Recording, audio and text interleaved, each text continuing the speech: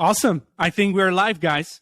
Thank you so much for joining. I'm super excited to record this podcast because I've been watching you guys for past couple months. Now you launched your own NFT and we're going to talk all about that.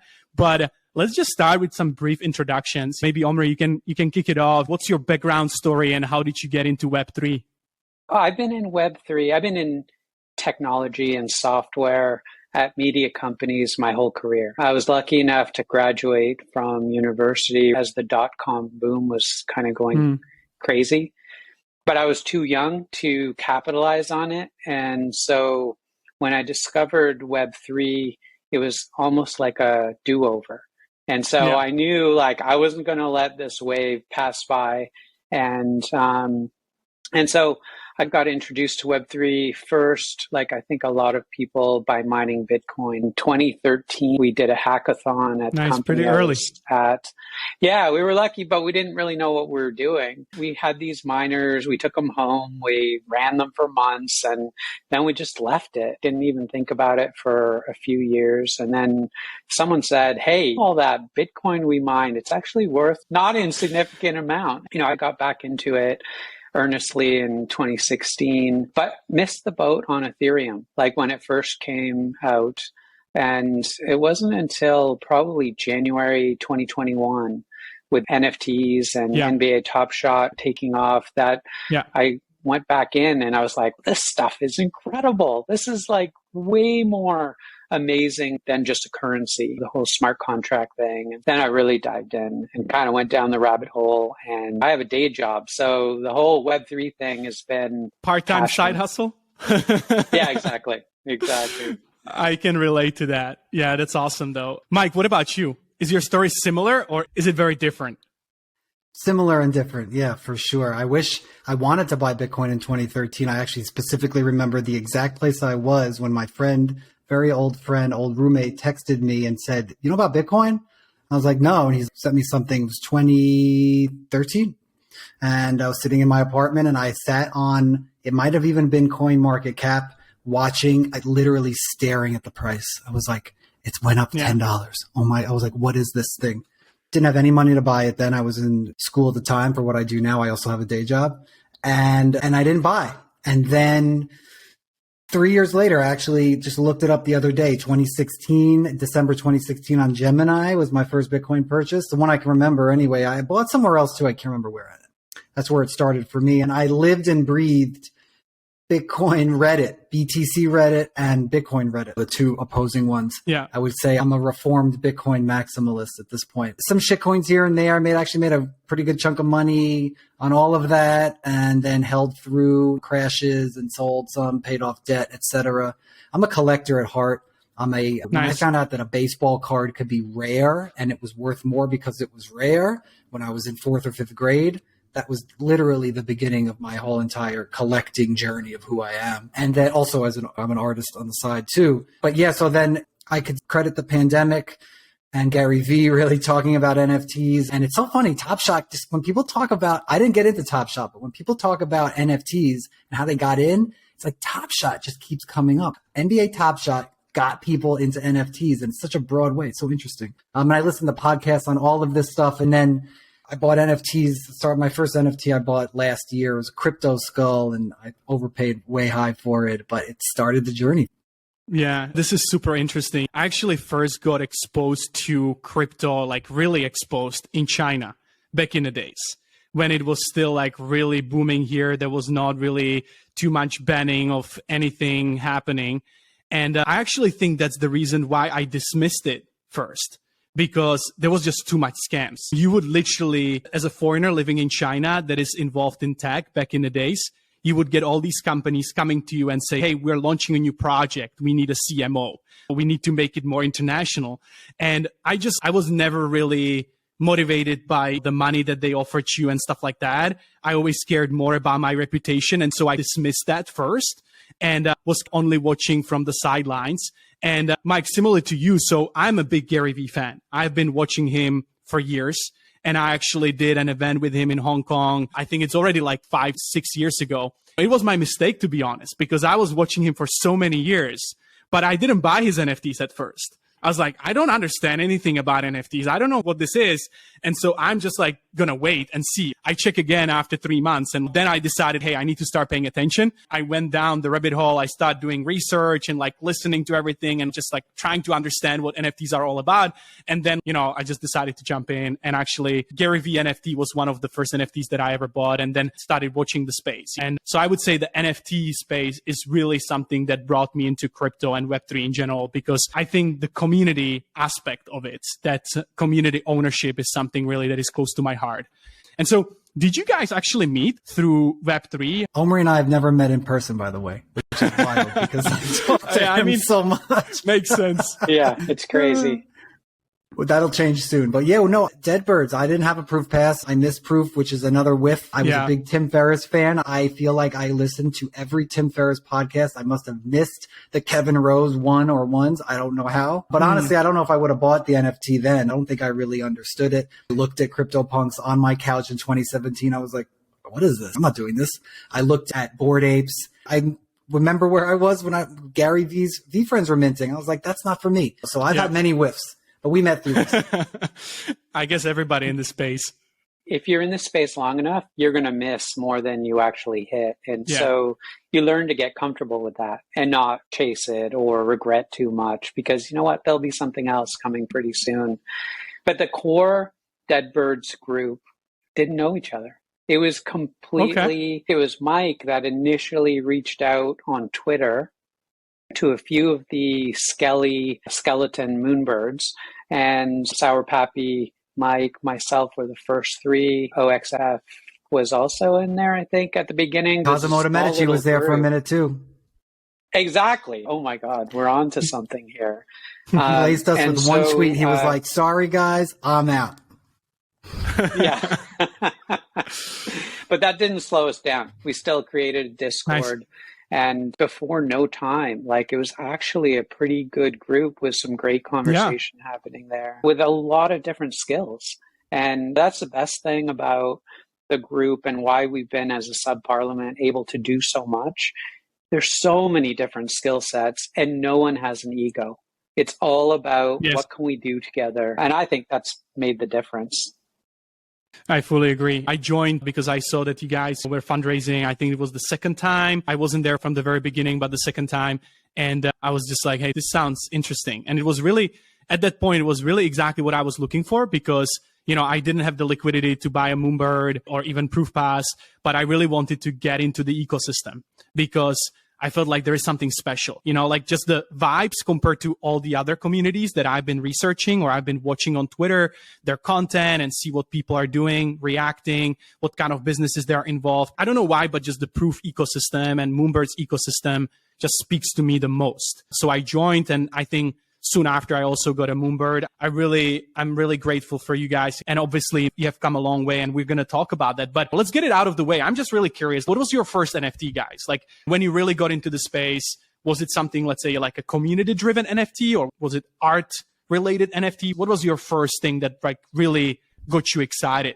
I think for me that it's really two different questions. So my first NFT had nothing to do with being excited. It had to do with trying to figure out how the company I work for could get into the NFT space.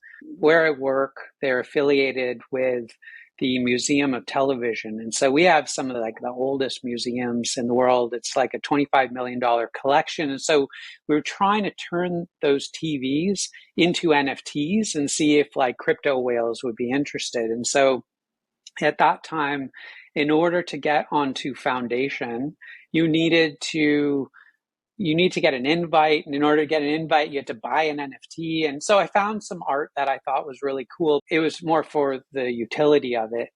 A little bit later, a month after that, I discovered art blocks. And being a techie, being a coder, I'm a bad coder, but a good software architect. I fell in love with the marriage of art and coding, and the fact that you, as the minter, are part of the creation process. That just blew my mind. And so I was lucky. I got in and I got a squiggle and I got a ringer and I got a fidenza. It wasn't as big a deal as they are nowadays. And so I was just at the right place at the right time. I really fell in love with Gen Art, ordered all the books and started learning, reading about it. How do you become a Gen Art artist? Because I'm not a good artist like Mike on your own, but maybe I could be a pseudo artist if I use some of the coding skills. Maybe when I retire, I'll spend some time on that. Awesome.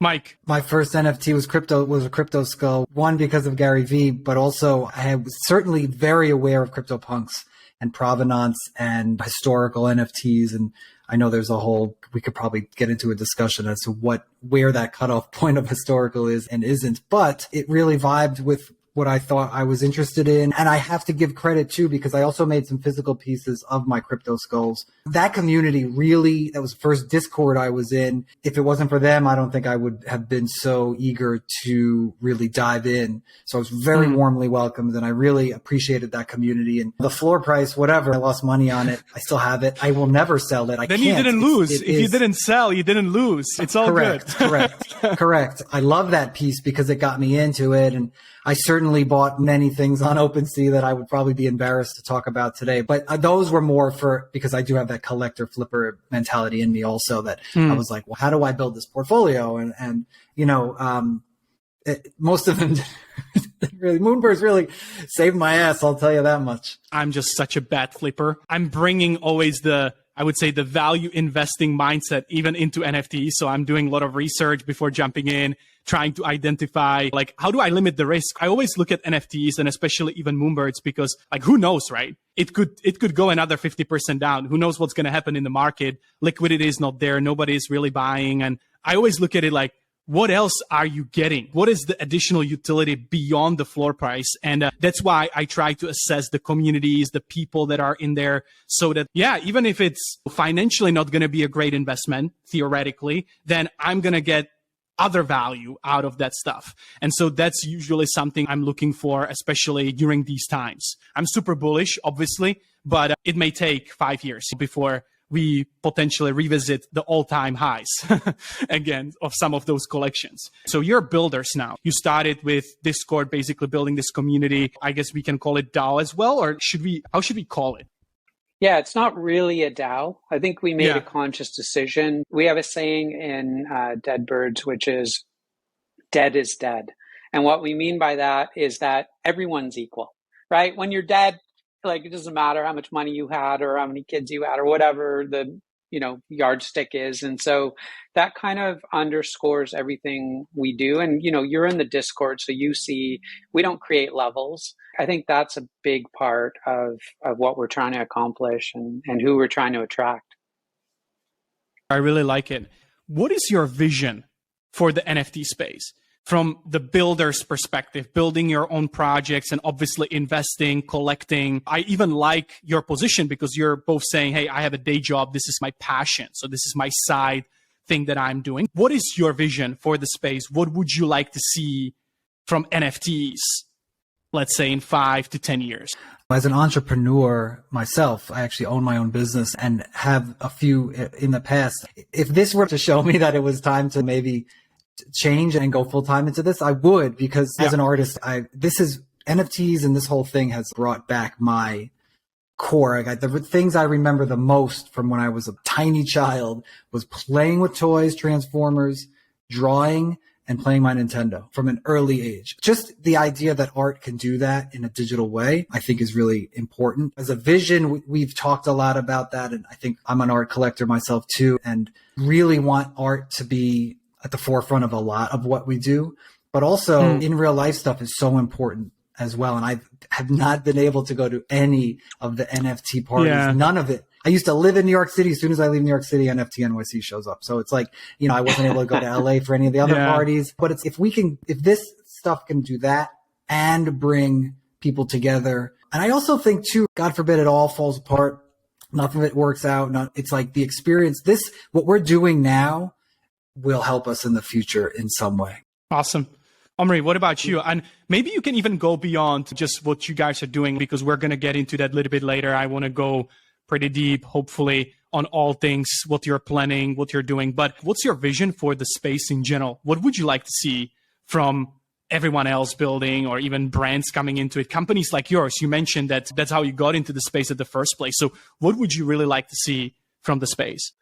When you invest so much personal time into a space, there better be a good reason, right? Especially when you have a wife and kids and like all the other demands. And personally, I love golfing as well. And so this is definitely taken away from all those things. But I think deep down, what really attracts me is, and it's probably a naive kind of position, but is the idea that blockchain technology, and especially decentralization and all the disruptions that I believe and that people believe who love this are going to happen in the world. And how all of these old web2 structures, whether they're companies, whether they're governments, whether they're our currency system or whoever, like whatever it is, at the end of the day, I've fully bought into the idea that blockchain is going to revolutionize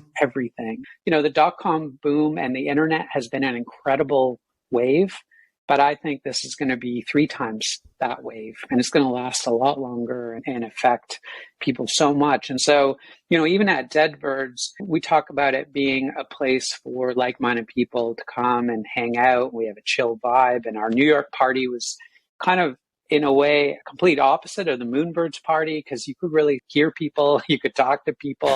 I love That's both. what I like. Don't get me wrong. I love both of them. We have an appreciation for art and community and building, but we also identified that we wanted to connect to something bigger. And dead birds as a metaphor also could be actual dead birds and what's happening in our environment, what's happening in the world with the loss of biodiversity and conservation. And we've spoken as a group and we've said, as we get bigger, as our treasury gets bigger, we want to funnel resources and funds into that realm of things. I think it's important to have a vision that goes beyond just making a quick buck or having a good time. And I think that's one of the things that's so amazing about Proof, and in particular about Dead Bird Society.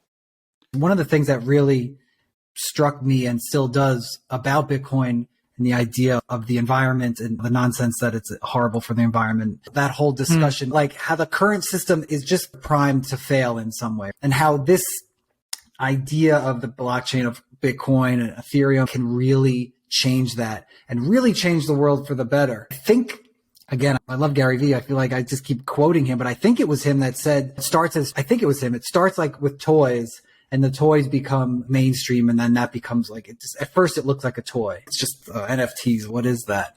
But I really, truly can't see how it can't change everything. You can quote Gary Vee all day long. I really dig his content. I listen to his interviews and to his podcasts and stuff. And he talks about this, how it's going to, like, plane tickets are going to be NFTs and collaborations with artists. And I can see it so clearly. Obviously, it's going to take some time, but I think it just makes so much sense. I wanted to say, Omri, just to react to what you were saying, I like it a lot. And this even makes so much sense for the Moonbirds DAO, right? What they just announced, that like they're going to support different projects. Are you guys already, let's say, applying, or are you preparing for that? We have had initial discussions about being excited when they announced the Moonbirds DAO, because maybe that is a way to help us with funding the sub-parliaments and what we're doing. And we're at the stage, I think we're like probably at the first or second inning of growth. We're still embryonic in a way. And so we'll talk about the Ghouls drop. A central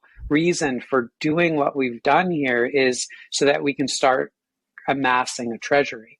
And that treasury will allow us to do all the things that we want to do. Of course, that's not the only reason. We need that treasury. And so if we can get help from Moonbirds DAO or from the Nouns DAO, they have a proposal system and a huge treasury. And I think this recent drop was a great example of what we're capable of doing. And so if we're pitching to Proof or Nouns, there's a little bit of validation that we can actually deliver. When did you actually start working on the NFT project, like beyond Discord setup and stuff?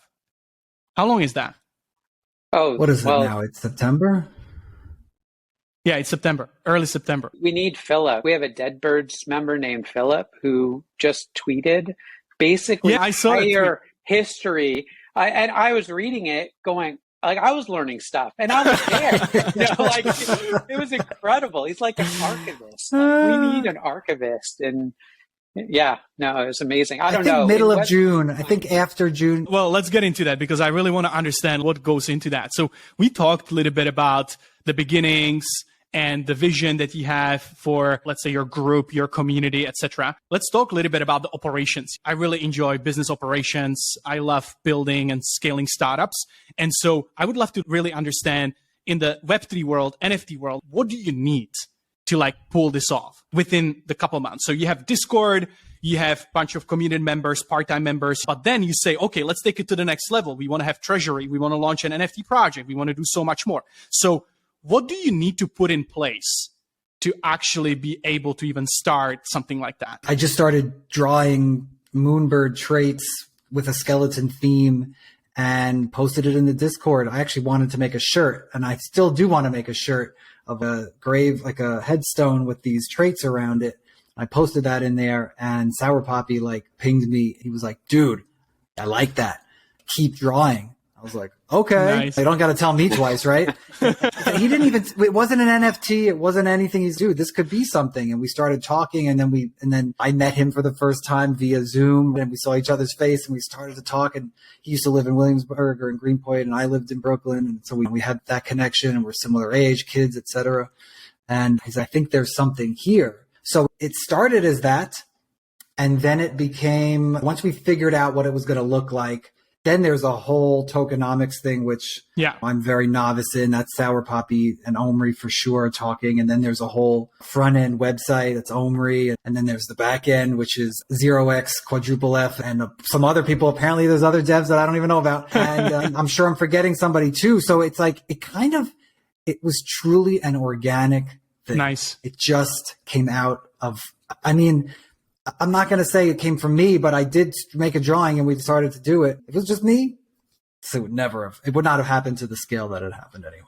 It goes back to the old paradigm or saying that you're only as good as the people around you. And, like, there really isn't anything special about Dead Bird Society except the incredible group of people that just came together. And, I attribute that completely to Proof. And the people that were attracted to Proof. You mentioned a bunch of people. There was also Lavocado who did the designs, and we had a few different people helping on testing and then on the marketing and the communication. Nice. And so, like, it's incredible the number of people that went into this, but also no one got paid. People even went beyond that and contributed funds to get something done. Nice. I've been working on digital products for 20 years. And I've never seen this constellation of incredible people come together, especially like normally you attract talent by paying them premium dollar. Yep. Here we're attracted by really a vision and values and a platform. And it's amazing. I'm a dummy when it comes to blockchain development and stuff. So can you guys like really, for people like me or even others that are maybe looking to start their NFT project? So let's say, Mike, you do the drawings, so you create the traits, you create how it's going to look like. And what needs to happen then to basically create that minting experience? Like, is it automatically generated as well? You work away on your iPad on Procreate with your Apple Pencil for months, staying up all night after your family has gone to bed. And then we used a website called Bueno, nft.bueno.art. Which you upload all of your files into that, and then you just tweak the knobs and you tell it how many you want it to spit out, and you just start generating. Now that platform will also allow you to launch it from there in some way, but since we had devs on our side, we decided not to do that. We decided to use it just for the generation and for the exporting of just the images, and then do all the other stuff within our internal team. But what's so cool about that website is that it really allows you to play with the traits, and you do it enough times, you start to see errors, you start to realize, oh, that doesn't really work. So there is a lot of that. I can't tell you how much time me and Sour Poppy spent, just me and him, like sending messages back and forth and me uploading stuff and looking at it. And he's like the sober sort of, I'm like the artist. I'm like, everything is great. I appreciate another set of eyeballs. And he happens to be in a business where that sort of thing is what he does. So again, it's just like another magical Moonbirds Skelly's moment so basically that tool, Bueno Art, really took out a lot of the generation process. Makes sense. So that makes it a little easier, but still it was all hand drawn. Everything is hand drawn. Wow. So can I imagine that like when you put it into the tool, so let's say you choose 3 different traits. So we can say, okay, you have let's say even I see you have the firehead, for instance. So you would create that and then that tool would automatically put it on different designs. And then you check, does this make sense? Does it fit? Maybe it doesn't fit. Correct. You need to change it and you play around with that. Correct. Do you imagine that this is getting better with all the AI that we're seeing, like DALL-E and everything? I can imagine that this process must be improving rapidly, right? I could see that being the case. So instead of Mike and Sour Pappy having to go through 1,000 different variations. Yes. And imagine if the collection was 10,000. Like, how do you do that? And so if you apply an AI to that, it could probably save 50% of the time or the effort. What I loved about Bueno Art was at the end, when you took this like mountain of work that they've done, it exported all of the metadata and all of the assets, the artwork, and uploaded the artwork into the IPFS. Nice. And so that was a really great place to have to start doing the next steps. So the next step was building the front end where you'd actually mint from. And that there was design work, and then there was actually the coding work. Yeah. And at the same time, OXFFF started working on the Solidity contracts and the whole blockchain stuff, because there aren't many devs that are good at front end and Solidity. And so it's a completely different beast. But then we had to do the bridge between the front end and the Solidity contracts, the back end. That bridge is what actually ended up taking quite a bit of time and care and effort. You don't want to screw up mint day, and people are pretty passionate about it. And those were the different levels, and we had different people working on each level to get it done. It's amazing. Honestly, I'm still like really impressed, guys, because you said nobody's full-time. Everybody's just hustling, side hustling, and you were able to orchestrate everything. For my time zone, I was not able to mint, exactly on the time when you guys started, but I minted this morning. It's really interesting that you pull it off, because like many even bigger projects just have issues all the time. You were asleep when there were the hiccups. Oh yeah, okay, I'm lucky. I'm lucky. Not too bad. It wasn't bad. For some people, it was a perfect experience. They went onto the site, they were able to connect, they were able to mint. But for other people who were on the allow list, they went on the site and they weren't able to connect. And so we had to scramble and figure out, like, why is it working for some people, not other people? And eventually we traced what the issue was, and probably took us about an hour to get that piece fixed. But the community was great, and they're actually helping us. Oh, it's working now, it's not working here. Or nice. Whatever the case may be. So that's really awesome. Okay, cool. This is awesome. Your NFT project, which just minted, a couple hours ago. Tell us a little bit more about that. How does it fit into the whole story? Obviously, we talked about the treasury. We talked about these like bigger plans, but let's talk about the art. Let's talk about everything else that comes to your mind. As much as I love PFP projects, we decided to have a low amount on purpose. That's number one. So even though it is a PFP, I envision this project, I envision Ghoul more as a pass, not so much like a proof pass, more like a Zeneca thing, where it's like, you're in the Discord, you're part of this thing. On a topical level, I see it a little bit more like that. Now, of course, I'm pumped to see anybody rocking a Ghoul as a PFP for sure. With that being said, I'm super passionate about art, like we've talked about, and Omri was talking about art blocks, and I don't have a squiggle yet, but I'm certainly working on it. I'm really interested in education in that realm. Like, for instance, let's say FX hash. I see a lot of people talking about it. I have absolutely no idea. Obviously I could figure it out, but I'd rather have the personal touch of someone be like, hey, here's how you do this, or check this out. An educational thing where every member of Dead Bird Society, almost like a seminar, right, gets to sit down on this day, or if you don't know, it'll be recorded.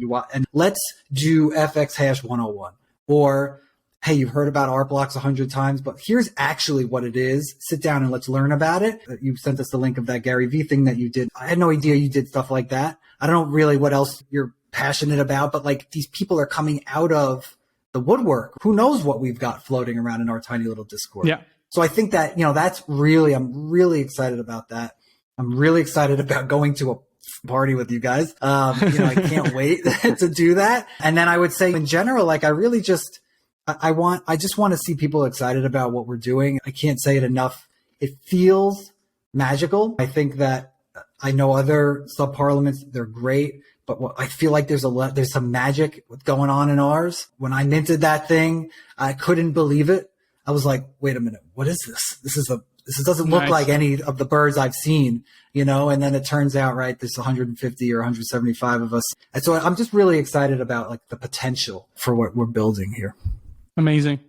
Omri, what's your take? What's something that, obviously, I think you have a huge vision, but what is something that is right now in front of you guys and you're super excited to bring it into that community, especially leveraging, let's say, this PFP, this NFT project? I guess it was about 3 weeks ago, we launched our own marketplace. We call it the Underground. It's a aggregator marketplace, but it also allows you to list directly on it. And so for anything that lists directly on it, and in particular Ghouls, and we're hoping that instead of OpenSea, people are trading and listing on the Underground, we will get a royalty that then goes into our treasury and then allows us to continue to build. And so for one, the fees are lower than they would be on other marketplaces, but you are contributing back to the community if you exchange there. So I'm excited about Ghouls helping to drive awareness to this marketplace. And once we get a critical mass of volume there, then I think that'll further help encourage transactions there. I'm also really excited about the people who are going to be introduced to our ecosystem, not just dead birds, but the proof ecosystem by extension. Yes. By minting a Ghoul. That don't have a moonbird, that don't have an oddity. We're hoping that we'll see an influx of new people who are attracted to us for all the reasons that we're all there. And so, it comes back to the earlier point. We're only as good as the talent that we have, the people on our bus. And so Ghouls is an incredible way to bring other talents into our world.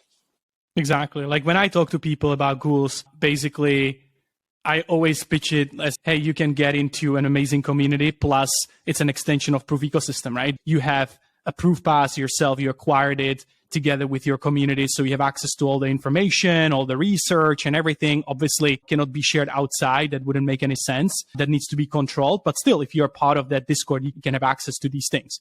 And I feel like 0.1 ETH is like a really tiny price for having access to all of this information that normally you would have to spend 50 ETH or whatever is the price of Proof Pass today. That's just a no-brainer, absolute no-brainer for me. Yeah, you hang out in the Discord long enough, you're surrounding yourself with a community, a small enough community. There's a bunch of people in Proof in Dead Birds. There's a bunch of people in Moonbirds in Dead Birds. It's not top heavy or bottom heavy. It's a good mix. We didn't really talk a lot about the Deadpool, really. I know Omri just mentioned it, where we've pooled funds to buy skeleton birds and a Proof Pass. And if we decide to open that up for another round, or if we do whole nother 99, obviously, if you only Ghouls or DBS members will be possible to do that. I forgot to mention too, I'm really excited about Proof in general and what they talked about with the Future Proof and the Proof Curated. As an artist, I'm like, holy shit, that sounds amazing. For but also, you, it must be super exciting, Yeah, I'm like, I need to get my ass in order and start making some stuff. Yeah, you gotta get it out there. But you gotta get on the list. Gotta get on the list. But also, I feel like High Rise, like they showed us High Rise, but I don't think we really got to see High Rise. I can't see them not having. We're thinking it's like an apartment building or whatever. Floors or buildings, like sub-parliaments being a shell or a room or a conference room or an apartment in the high rise. I just can't see how that's not possible. So I'm really excited for that opportunity for Dead Birds and for Ghouls and how that relates. Sometimes you wake up and you're like dreaming about all the things you shouldn't be thinking about, like all the meetings you have. And so I woke up and I had this thought, oh my God, Kevin and Proof, they're going to buy Deca, and how it's all about your personal galleries and the way it's represented, and their description of high rise and what it could be from a curation perspective. And anyway, so the thought was, oh, are they going to buy? How amazing would it be if, like, how big would it be if they shocked us by making some acquisitions? So Deca.art could be one. What about Discord? Interesting. Imagine if they decided, let's just buy Discord and make it better. I could see them doing something like that. That's very interesting. Yeah, I honestly don't know what is the valuation of Discord, if it's even possible at this point, but I am so stoked about Proof. Just all the indicators. I just see it so clearly that they're going to build up a Web3 social network, because Kevin has done it many times in Web2, and maybe he didn't succeed eventually, but he has so much experience.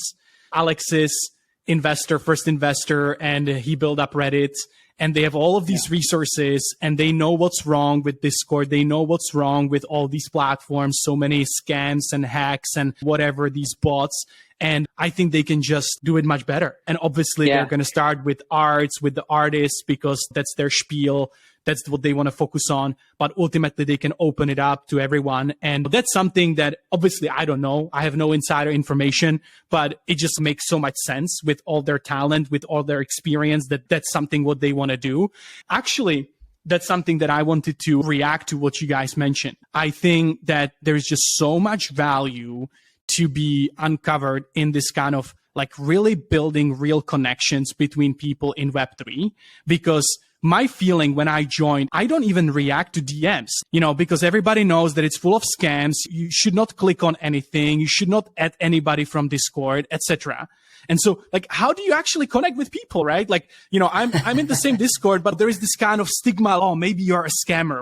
I think there's just so much value in hosting these kinds of events where people can show faces, maybe PFPs, whatever, but they can actually interact and build that trust. And then they can connect in a real life, or real life may be the best, but even let's say you're in Asia, you're in New York, you cannot meet in person, but you can build that connection and do something together. And so this real community building in Web3, I think it still has so much to be built, and these kinds of like sub-parliaments or like these micro communities, I think that's the real opportunity there. I'm super excited for that, and you guys are definitely doing a great job. Maybe one last question to close this section, and then I just have a couple more short ones, and I will let you go because I'm sure you guys are tired after the crazy mint day. What is your biggest lesson learned so far from all this stuff that we discussed? I think the biggest thing I've learned is, I don't know if you guys remember, last August was very different than this just August that just ended, because NFTs were going bonkers. Everything was like flying. And you always do this thing where you look at your OpenSea collection and you calculate how much dollars that is if you sold everything. And so I did this like all-time high calculation and had a moment where it was like, holy shit. Like in the real world, this is life-changing. I've created and sold companies and I've had a few wins, but this was like next level type of win. And I didn't sell. And of course, everything went down. But the lesson that I learned is that it's not about the money. I actually felt nothing about being in a position where I could have sold and it would have multiplied my net worth by a good multiple. And so it was amazing. It was actually like a gift that made me realize, wow, like it really is empty, and that you need to value and care about things that are not about money. And so I think that's the biggest thing I've learned.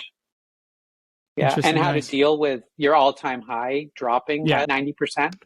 So. Okay. That's real. To see me writing things over here, because if I don't write stuff down, my brain, I forget things, because as Omri was talking, I was thinking about what my answer would be.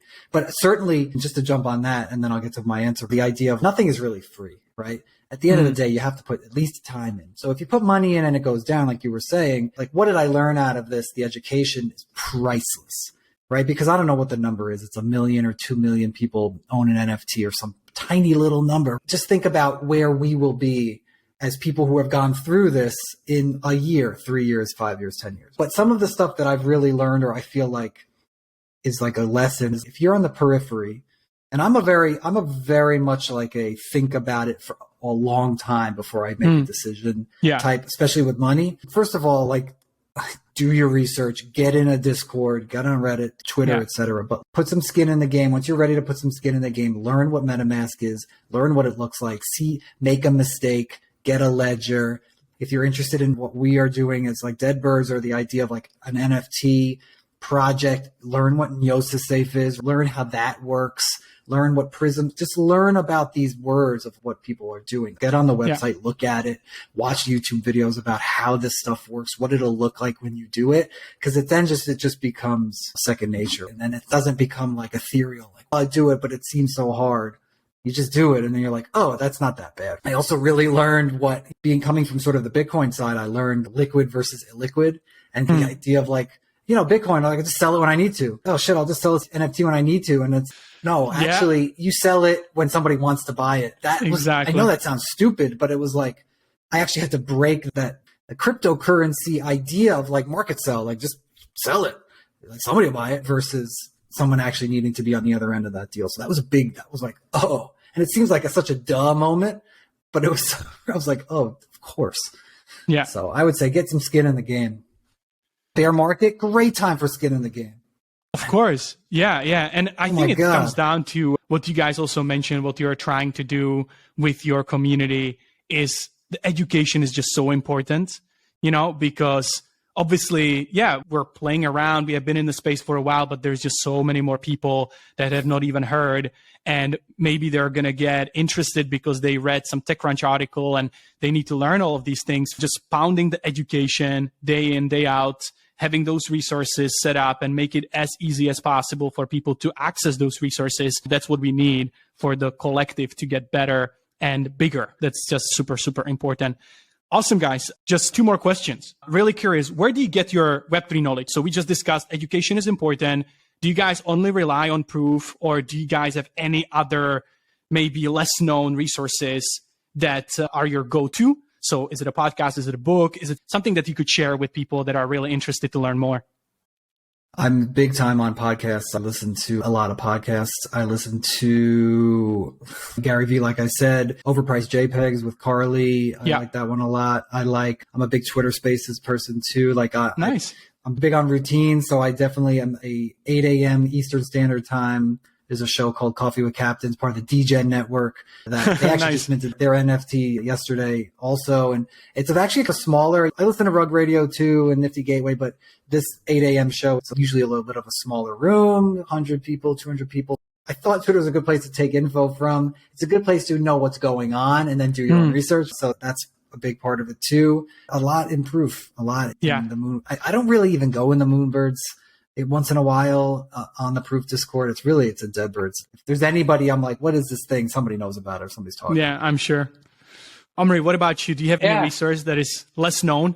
No, I would agree with Mike, all those things that he said. I'm a grazer and I'll use Discord and Twitter. It's hard. The Discord stream, it's like drinking from the fire hose. You just can't make sense of it. So I also love the smaller groups. That helps. The other way I learn, and because I'm a techie, is by building. And so when you're forced, even like building Ghouls, like the tech side of Ghouls project, I learned so much, not just by talking to the other devs, but also talking to the people behind Prism or the people behind all of the different technologies we use. I find that those meetings are amazing for learning about what tech stacks they're using, what projects they see are coming down the road. And I think it's more ad hoc. And we should shout out to Bitfloor's Ghost, his daily newsletter. Yes, I read that. And now Craig's podcast with Bitfloor's Ghost. Great podcast. Can't believe we forgot to shout it out. Sorry.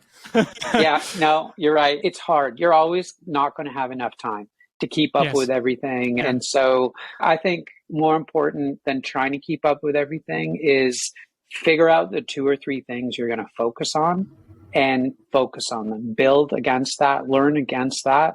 And then when that's done, then reconstitute your 2 or 3 things. Don't try to boil the ocean. Don't try to do too many things.